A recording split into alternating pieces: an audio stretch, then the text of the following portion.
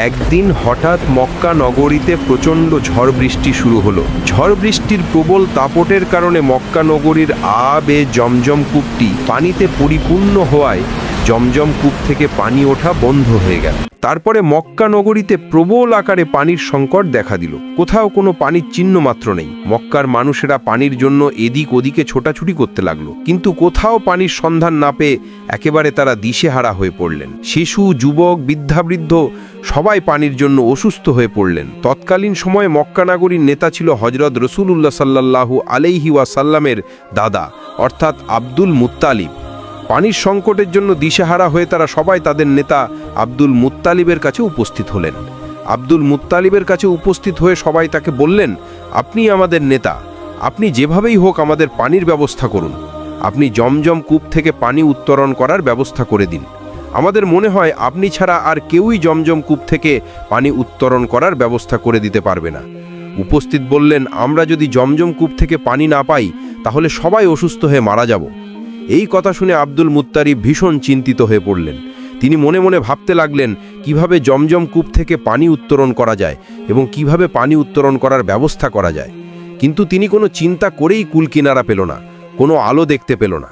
তখন তিনি মহান আল্লাহ তাআলার দরবারে দুইখানা হাত উত্তোলন করে দোয়া করলেন এবং বিভিন্ন ধরনের মান্যত করলেন, কিন্তু কোনো দোয়া ও মান্যত আল্লাহর দরবারে কবুল হলো না। শেষ পর্যন্ত আব্দুল মুত্তালিব দিশেহারা হয়ে মহান আল্লাহ তাআলার দরবারে দোয়া করে বললেন, হে মহান রব্বুল আলামিন, আপনি জমজম কূপ থেকে পানি উত্তোলন করার ব্যবস্থা করে দিন। বিনিময়ে আমি আমার 10 সন্তানের মধ্য থেকে একটি সন্তানকে আমি আল্লাহর রাস্তায় কুরবানি করে দেব। আব্দুল মুত্তালিব যখন এই মান্যত করলেন তখন এই মান্যত কবুল হয়ে গেল। অর্থাৎ রসুলুল্লাহ সাল্লাল্লাহু আলাইহি ওয়াসাল্লামের দাদা যখন এই মান্যতটি করলেন তখন আল্লাহ পাক রব্বুল আলামিন তার মান্যতকে কবুল করে নিলেন এবং তার সাথে সাথেই জমজম কূপ থেকে প্রচুর পরিমাণে পানি বের হতে লাগলো এবং জমজম কূপের পানি বের হতে দেখে মক্কাবাসীগণ অবাক হয়ে গেলেন এবং তারা আনন্দে আত্মহারা হয়ে পড়লেন। এরপর জমজম কূপের পানি বের হওয়ার পরে সবাই সুখে শান্তিতে বসবাস শুরু করলো। কিন্তু এই দিকে এই ঘটনার পরে রসুলুল্লাহ সাল্লাল্লাহু আলাইহি ওয়াসাল্লামের দাদা আব্দুল মুত্তালিবের এই মান্যতের কথা মনে ছিল না। তিনি অবিরাম এই মান্যতের কথা ভুলেই গেলেন। একদিন হজরত মুহাম্মদ সাল্লাল্লাহু আলাইহি ওয়াসাল্লামের দাদা আব্দুল মুত্তালিব তার নিজের গৃহে ঘুমাচ্ছিলেন। তিনি স্বপ্নে দেখলেন মহান আল্লাহ তাআলা আব্দুল মুত্তালিবকে বলছেন, হে আব্দুল মুত্তালিব, তুমি কি ভুলে গেলে তুমি কি মান্যত করেছিলে? তুমি মান্যত করেছিলে যে জমজম কূপ থেকে পানি বের হলে তোমার 10 সন্তানের মধ্য থেকে একটি সন্তানকে তুমি আল্লাহর রাস্তায় কুরবানি করে দেবে। তুমি তোমার মান্যত পূরণ করো। তারপর এই স্বপ্ন দেখার পরে আব্দুল মুত্তালিব ঘুম থেকে জাগ্রত হলেন এবং উঠে বসে পড়লেন। তারপর তিনি চিন্তা করতে লাগলেন, সত্যিই তো আমি মান্যত করেছিলাম যে জমজম কূপ থেকে পানি বের হলে আমি আমার 10 সন্তানের মধ্য থেকে একটি সন্তানকে আমি আল্লাহর রাস্তায় জবাই করে দেব, কিন্তু আমি আমার মান্যতের কথা বেমালুম ভুলেই গিয়েছি। আব্দুল মুত্তালিব তার এই স্বপ্নের কথা কারো সাথে প্রকাশ করলেন না। পরের দিন যখন তিনি রাতের বেলা ঘুমাচ্ছিলেন আবারও স্বপ্নে দেখলেন মহান আল্লাহ পাক রাব্বুল আলামিন তাকে বলছেন, হে আব্দুল মুত্তালিব, তুমি কি ভুলে গেলে তুমি কি মান্যত করেছিলে? অতএব তুমি তোমার মান্যত পূরণ করো। এবারও তিনি এই স্বপ্নের কথা কারো সাথে প্রকাশ করলেন না। পরের দিন আবারও যখন তিনি ঘুমাচ্ছিলেন তখনও আল্লাহ পাক রাব্বুল আলামিন তাকে বললেন, হে আব্দুল মুত্তালিব, তোমার কি মনে নেই যে তুমি কি মান্যত করেছিলে? তুমি তোমার মান্যত পূরণ করো। তুমি তোমার 10 সন্তানের মধ্য থেকে একটি সন্তানকে আল্লাহর রাস্তায় জবাই করে দিতে হবে। তুমি যদি আমার মান্যত পূরণ না করো তাহলে 10 সন্তান মৃত্যুবরণ করবে এবং জমজম কূপ চিরদিনের জন্য পুনরায় বন্ধ হয়ে যাবে। এরপর আব্দুল মুত্তালিব এই স্বপ্ন দেখার পর ভয়ে কাঁপতে লাগলেন। রাসূলুল্লাহ সাল্লাল্লাহু আলাইহি ওয়াসাল্লামের দাদা আব্দুল মুত্তালিব চিন্তা করতে লাগলেন যে তিনি কি করবেন। কিছুই তার বুঝে আসছে না, কারণ তার 10 সন্তানের মধ্যে কাকে তিনি জবাই করবেন এটাই তিনি বুঝে উঠতে পারছেন না। পরের দিন সকালবেলা আব্দুল মুত্তালিব তাওরাত পণ্ডিতদেরকে ডাকলেন। তাওরাত পণ্ডিতেরা আব্দুল মুত্তালিবের কাছে আসলেন। যখন আব্দুল মুত্তালিব ভীষণ চিন্তিত এবং পেরেশানি অবস্থায় তাওরাত পণ্ডিতদেরকে বললেন, হে পণ্ডিতগণ, আমি মহান আল্লাহ পাক রাব্বুল আলামিনের দরবারে মান্যত করেছিলাম জমজম কূপ থেকে পুনরায় পানি বের হলে আমি আমার 10 সন্তানের মধ্যে একটি সন্তানকে আল্লাহর রাস্তায় কোরবানি করে দিব। আমার মান্যত মহান আল্লাহ পাক রাব্বুল আলামিন কবুল করে নিয়েছিলেন। জমজম কূপ থেকে আবারও পানি বের হয়েছিল, কিন্তু তারপর আমি আমার সেই মান্যতের কথা একেবারেই ভুলে গিয়েছিলাম। গত 3 দিন পর্যন্ত মহান আল্লাহ পাক রাব্বুল আলামিন আমাকে স্বপ্নে দেখিয়েছিলেন। মহান আল্লাহ তাআলা আমাকে বলছেন আমার মান্যত পূরণ করতে। তিনি 3 দিন পর্যন্ত আমাকে বলছেন, হে আব্দুল মুত্তালিব, তোমার কি মনে নেই যে তুমি কি মান্যত করেছিলে? তুমি তোমার মান্যত পূরণ করো। আমার 10 সন্তানের মধ্য হতে একটি সন্তানকে জবাই করে দিতে হবে। আমি যদি আমার মান্যত পূরণ না করি তাহলে 10 সন্তান মৃত্যুবরণ করবে এবং জমজম কূপ চিরদিনের জন্য পুনরায় বন্ধ হয়ে যাবে। আপনারা বলুন, এখন আমি কি করতে পারি? তখন পণ্ডিতগণ বললেন, হে আব্দুল মুত্তালিব, যেহেতু আপনি মান্যত করেছেন এবং মান্যত মহান আল্লাহ পাক রাব্বুল আলামিন পূরণ করে আপনাকে স্বপ্নে সেই মান্যত পূরণ করতে বলেছেন, তাহলে অবশ্যই আপনাকে আপনার 10 সন্তানের মধ্যে একজনকে আল্লাহর রাস্তায় জবাই করতে হবে। পণ্ডিতগণের কথা শুনে আব্দুল মুত্তালিব অত্যন্ত চিন্তিত এবং পেরেশানি হয়ে পড়লেন। তিনি কি করবেন কিছুই ভেবে পারছিলেন না। তার 10 সন্তানের মধ্যে কাকে তিনি জবাই করবেন তাই তিনি ভেবে পারছিলেন না, কারণ তার 10 সন্তানই তার কাছে প্রিয় ছিল। তারপর তিনি কোনো উপায় না পেয়ে পরের দিন তার সন্তানদেরকে ডাকলেন। আব্দুল মুত্তালিবের বড় সন্তান ছিলেন আব্বাস রাদিয়াল্লাহু তাআলা আনহু। আব্দুল মুত্তালিব প্রথমে তাকেই বললেন, হে আমার পুত্র, আমি মান্যত করেছিলাম যে জমজম কূপ থেকে পুনরায় পানি বের হলে আমি আমার 10 সন্তানের মধ্যে একটি সন্তানকে আল্লাহর রাস্তায় কোরবানি করে দিব। এখন আমি কি করব? এখন তুমি কি আমার সেই মান্যতটি পূরণ করবে? তখন আব্বাস রাদিয়াল্লাহু তাআলা আনহু বললেন, আব্বাজান, এ কেমন মান্যত? আমি আপনার এই মান্যত পূরণ করতে পারবো না। আপনি আপনার অন্য সন্তানকে এই মান্যত পূরণ করতে বলুন। রাসূলুল্লাহ সাল্লাল্লাহু আলাইহি ওয়াসাল্লামের দাদা অর্থাৎ আব্দুল মুত্তালিব তার দ্বিতীয় সন্তান আমির হামজাকে বললেন, হে পুত্র, তুমি আমার মান্যত পূরণ করো। তখন আমির হামজা বললেন, আব্বাজান, আপনি কেমন মান্যত করেছেন? আপনার মান্যতের জন্য আমি আমার জীবন দিতে পারবো না। আপনি আপনার অন্য সন্তানকে বলুন। এভাবেই আব্দুল মুত্তালিব একে একে সব কয়জন সন্তানদেরকে বললেন, কিন্তু কেউই এতে রাজি হলো না। বাকি ছিল তার একটি সন্তান, সেটি হলো তার সবচাইতে ছোট সন্তান, যার নাম হলো আব্দুল্লাহ। আব্দুল্লাহ ছিলেন রাসূলুল্লাহ সাল্লাল্লাহু আলাইহি ওয়াসাল্লামের পিতা এবং আব্দুল মুত্তালিবের সবচেয়ে প্রিয় সন্তান। আব্দুল মুত্তালিব আব্দুল্লাহকে অনেক স্নেহ এবং আদর যত্ন করতেন এবং তাকে অধিক পরিমাণে ভালোবাসতেন। যখন আব্দুল মুত্তালিবের কথায় তার 9 জন ছেলে রাজি হলো না, তখন মুত্তালিব অত্যন্ত চিন্তিত হয়ে পড়লেন। তারপর আব্দুল্লাহ তার পিতার চিন্তিত মুখমণ্ডল দেখে বললেন, আব্বাজান, আপনার কি হয়েছে? আমি তো কিছুই বুঝতে পারছি না। আপনি কি নিয়ে এত চিন্তা করছেন? তখন আব্দুল মুত্তালিব তার সবচাইতে ছোট পুত্র রাসূলুল্লাহ সাল্লাল্লাহু আলাইহি ওয়াসাল্লামের পিতা আব্দুল্লাহকে বললেন, হে প্রিয় সন্তান আব্দুল্লাহ, আমি মান্যত করেছিলাম জমজম কূপ থেকে পুনরায় পানি বের হলে আমি আমার 10টি সন্তানের মধ্যে একটি সন্তানকে আল্লাহর রাস্তায় জবাই করে দিব। কিন্তু 10টি সন্তানের মধ্যে হতে কেউই আমার এই মান্যত পূরণ করার জন্য রাজি হলো না। এবং আল্লাহ পাক রব্বুল আলামিন বলেছেন, হে আব্দুল মুত্তালিব, তুমি যদি তোমার 10টি সন্তানের মধ্যে হতে একটি সন্তানকে আল্লাহর রাস্তায় জবাই না করো, তাহলে তোমার 10টি সন্তান মৃত্যুবরণ করবে এবং পবিত্র জমজম কূপের পানি পুনরায় বন্ধ হয়ে যাবে, এমনকি চিরদিনের জন্য সেই পানি ওঠা বন্ধ হয়ে যাবে। এখন আমি কি করব? তখন ছোট পুত্র আব্দুল্লাহ বলেন, আব্বাজান, আপনি কোনো চিন্তা করবেন না। আব্বাজান, আমাকে আপনি আল্লাহর রাস্তায় জবাই করে আপনার মান্যত পূরণ করুন। আব্দুল মুত্তালিব তার ছোট পুত্র আব্দুল্লাহের কথাগুলো শুনে খুবই খুশি হলেন, কিন্তু অন্যদিকে অত্যন্ত দুঃখ পেলেন। তার কারণ ছিল আব্দুল মুত্তালিবের অত্যন্ত প্রিয় সন্তান ছিল তার ছোট পুত্র আব্দুল্লাহ। প্রিয় সন্তান হারানোর ব্যথা তার হৃদয়ে বইতে লাগল। কিন্তু ছোট পুত্র আব্দুল্লাহকে জবাই না করা আব্দুল মুত্তালিবের আর কোনো উপায় ছিল না, কারণ আব্দুল্লাহকে জবাই না করলে তার 10 সন্তানকে হারাতে হবে এবং পবিত্র জমজম কূপের পানি পুনরায় বন্ধ হয়ে যাবে। এ কারণে হয়তোবা সকল মক্কাবাসীগণ পানির অভাবে মৃত্যুবরণ করবে। তারপর আব্দুল মুত্তালিব তার ছোট পুত্র আব্দুল্লাহকে নিয়ে কাবার উদ্দেশ্যে রওনা হয়ে গেলেন। কিছুক্ষণ পর তারা কাবার চত্বরে উপস্থিত হলেন। সেখানে সকল মক্কাবাসীগণ উপস্থিত হলেন। এদিকে আব্দুল্লাহকে জবাই করার খবর পেয়ে মক্কার অন্যান্য নারী পুরুষ সবাই সেখানে উপস্থিত হলেন। সেখানে যে সকল নারীরা উপস্থিত ছিল তার মধ্যে একজন ছিলেন ওয়ারাকা বিন নৌফেলের কন্যা মারিয়াম। ওয়ারাকা বিন নৌফেল ছিলেন তৎকালীন তাওরাত কিতাবের পণ্ডিত। তার কন্যা ছিল মরিয়াম। মরিয়ামও তাওরাত কিতাবের খুবই পারদর্শী ছিলেন। তিনি জানতেন তাওরাত গ্রন্থে লেখা ছিল এই আব্দুল্লাহের ওরসেই জন্ম নেবে আখেরি নবী মাহবুবে আলম, আল্লাহর প্রিয় হাবিব হজরত মুহাম্মদ সাল্লাল্লাহু আলাইহি ওয়াসাল্লাম। তাই তিনি আব্দুল্লাহকে জবাই করতে মানা করলেন। কোনো মতেই আব্দুল্লাহকে জবাই করতে দিতে চাইলেন না।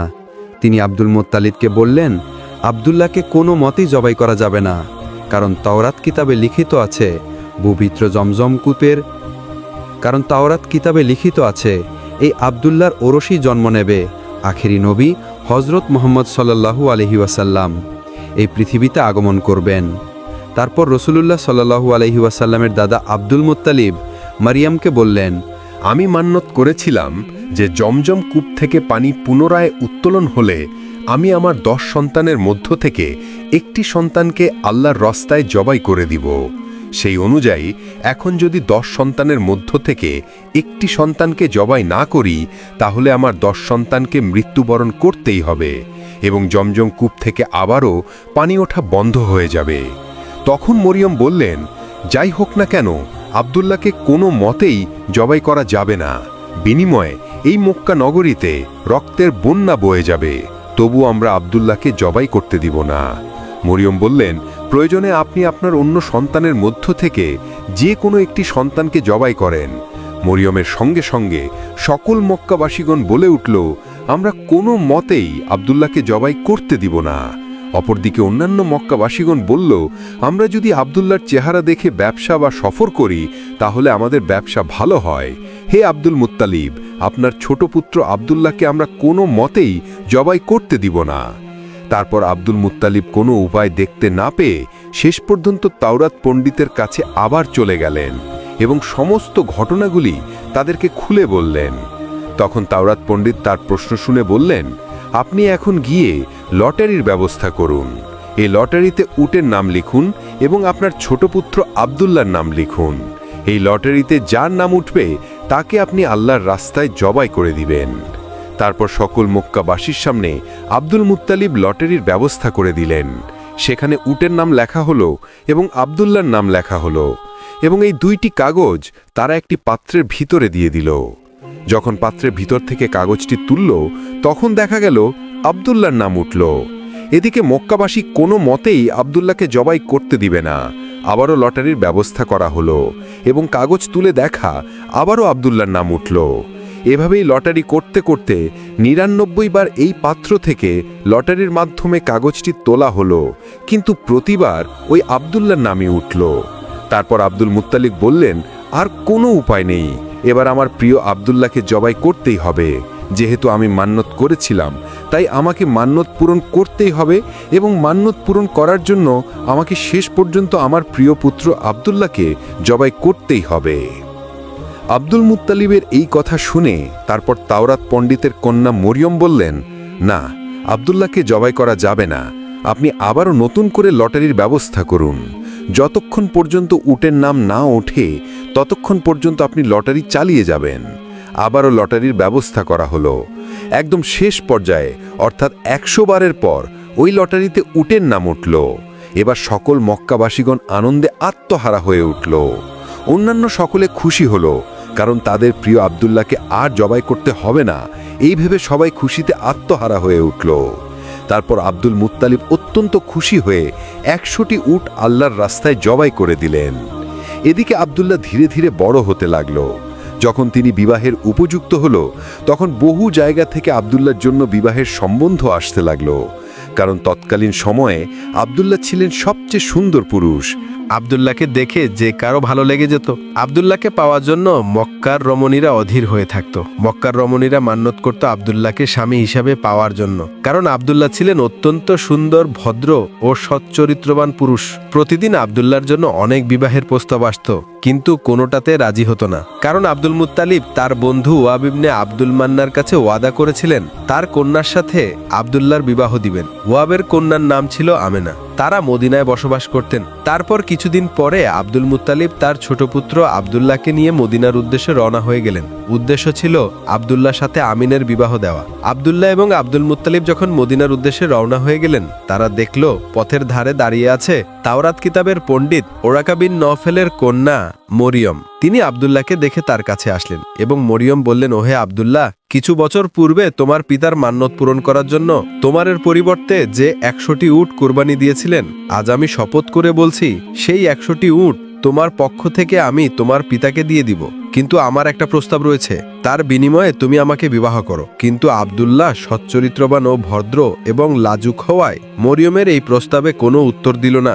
আব্দুল্লাহ শুধু বললেন, আমি আমার পিতার সঙ্গে আছি। পিতাকে ছেড়ে অন্যত্র যাওয়া কিংবা পিতার কথার অবাধ্য হওয়া আমার পক্ষে কখনোই সম্ভব নয়। এই কথা বলে আব্দুল্লাহ তার পিতার সঙ্গে মদিনার উদ্দেশ্যে আবার রওনা হলেন। দীর্ঘ পথ অতিক্রম করার পরে মদিনায় ওয়াব বিন আব্দুল মান্নানের বাড়িতে পৌঁছে গেলেন। তৎকালীন সময়ে ওয়াব বিন আব্দুল মান্না মদিনার সম্মানীয় বংশের ছিলেন এবং তার মর্যাদা ছিল ভালো। তিনি তার গোত্রের সর্দারও ছিলেন। তারপর আলাপ আলোচনার মধ্য দিয়ে তার কন্যা আমিনার সঙ্গে আব্দুল মুত্তালিবের পুত্র আব্দুল্লাহর বিবাহ হয়ে যায়। এদিকে আমিনা ছিল তার সম্প্রদায়ের মহিলাদের নেত্রী। অনেক ঐতিহাসিক লিখেছেন, আব্দুল্লাহ বিবাহের পর তার শ্বশুরবাড়িতে 3 দিন পর্যন্ত অবস্থান করে। তারপর আব্দুল্লাহ আমিনাকে বিবাহ করে নিজ গৃহে নিয়ে আসেন। তারপর আখিরি নবী হজরত মুহাম্মদ সাল্লাল্লাহু আলাইহি ওয়াসাল্লাম মা আমিনার গর্ভে আসে। আব্দুল্লাহর বিবাহের অনেক দিন পরে তিনি কোথাও যাচ্ছিলেন, তখন দেখল তাওরাত কিতাবের পণ্ডিত ওরাকা বিন নওফেলের কন্যা মরিয়ম সেখানে দাঁড়িয়েছিলেন। মরিয়ম জানত না ইতিমধ্যেই আব্দুল্লাহর বিবাহ হয়ে গেছে। আব্দুল্লাহকে দেখে মরিয়ম তার কাছে আসলেন এবং আব্দুল্লাহর চেহারার দিকে তাকিয়ে তিনি আর কিছু না বলে মরিয়ম আবার তার গৃহের দিকে ফিরে গেলেন। এই ঘটনা দেখে আব্দুল্লাহ কিছুটা অবাক হয়ে মরিয়মকে জিজ্ঞেস করলেন, হে মরিয়ম, সেদিন তুমি আমাকে বিবাহের জন্য প্রস্তাব দিয়েছিলে, কিন্তু আমাকে দেখে আজ কিছু না বলে কেন এরকম ভাবে চলে যাচ্ছ?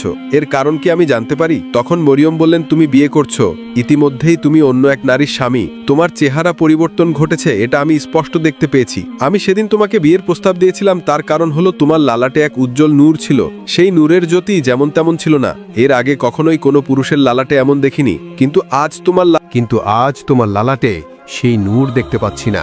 এর কারণ হচ্ছে এখন এটার অধিকারিণী হলো তোমার সৌভাগ্য স্ত্রী। সুতরাং এখন আমার আর তোমার কোনো প্রয়োজন নেই। এভাবেই কোনো কথা না বলেই আমি চলে যাচ্ছিলাম। এই কথা বলা শেষ হলে মরিয়ম সেখান থেকে চলে গেল। অতঃপর আব্দুল্লাহ বাড়ি ফিরল। তারপর থেকে আব্দুল্লাহ ও আমিনা সুখে শান্তিতে সংসার করতে লাগল। কিছুদিন পরে আব্দুল মুত্তালিব আব্দুল্লাহকে খেজুর আনার জন্য সুদূর মদিনায় পাঠায়।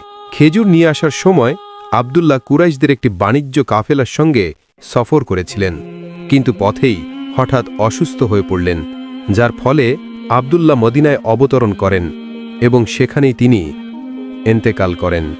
ইন্না লিল্লাহি ওয়া ইন্না ইলাইহি রাজিউন। আব্দুল্লাহ যখন ইন্তেকাল করেন, প্রিয় নবী হযরত মুহাম্মদ সাল্লাল্লাহু আলাইহি ওয়াসাল্লাম তখন আমিনার গর্ভে ছিলেন। বিশ্বজাহানের সর্দার, সর্বশেষ ও সর্বশ্রেষ্ঠ নবী হযরত মুহাম্মদ মুস্তাফা সাল্লাল্লাহু আলাইহি ওয়াসাল্লাম 570 খ্রিস্টাব্দে রবিউল আউয়াল মাসে জন্মগ্রহণ করেন। রাসূলুল্লাহ সাল্লাল্লাহু আলাইহি ওয়াসাল্লামের জন্মের সময় পৃথিবীতে এমন কিছু অলৌকিক ঘটনা ঘটেছিল যা সবাইকে অবাক করে শ্রেষ্ঠ নবীর আগমনকে মানুষের সামনে স্পষ্ট করে। বিশ্বনবী সাল্লাল্লাহু আলাইহি ওয়াসাল্লামের জন্মের কিছুদিন আগে আব্রাহার হস্তি বাহিনীর বিন্যাস ঘটে। আসহাবে ফিল অর্থাৎ আব্রাহার হস্তি বাহিনী খানায় কাবার উপর আক্রমণ করেছিল এবং আল্লাহ তাআলা তাদেরকে আবাবিল নামক কিছু ক্ষুদ্র পাখি দ্বারা ধ্বংস করেছিল।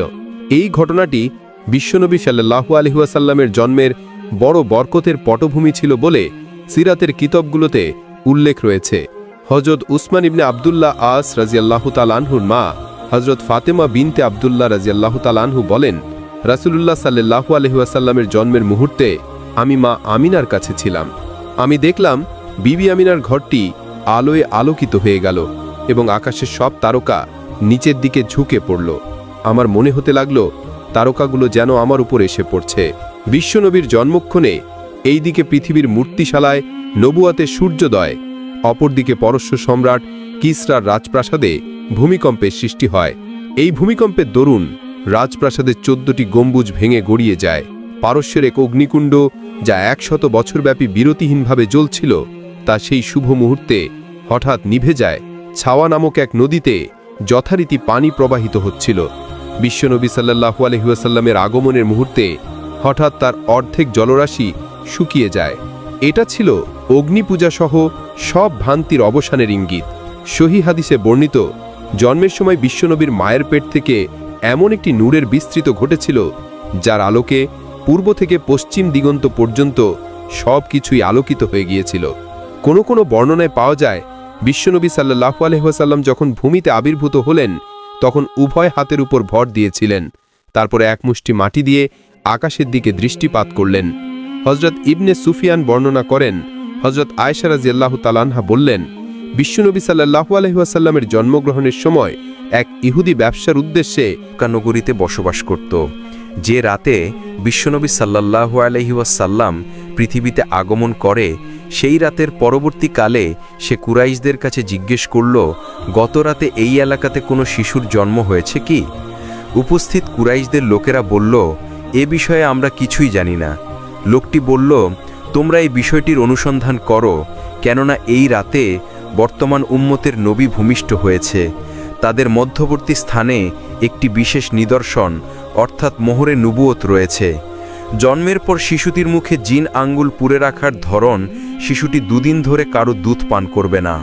কুরাইশদের লোকেরা সন্ধান করে জানতে পারল যে আবদুল্লাহর এক পুত্র সন্তান ভূমিষ্ঠ হয়েছে। ইহুদিকে এ সংবাদ জানানো হলে সেও শিশুটিকে দেখার জন্য আগ্রহ জানালো এবং সে বলল, চলো আমিও শিশুটিকে দেখব। ইহুদি লোকটি যখন শিশুটিকে দেখল এবং তার 2 কাঁধের মাঝে মোহরে নবুয়তের নিদর্শন দেখতে পেল, তখন সে চিৎকার করে বেহুশ হয়ে গেল। হুশ ফিরে আসার পর লোকটি বলল, নবুয়তের বনি ইসরায়েল আজ থেকে শেষ হয়ে গেল। হে কুরাইশ সম্প্রদায়, ভবিষ্যতে এই শিশু তোমাদের প্রতি এমন এক আক্রমণ পরিচালনা করবে, যার সংবাদ পূর্ব থেকে পশ্চিম পর্যন্ত ছড়িয়ে পড়বে।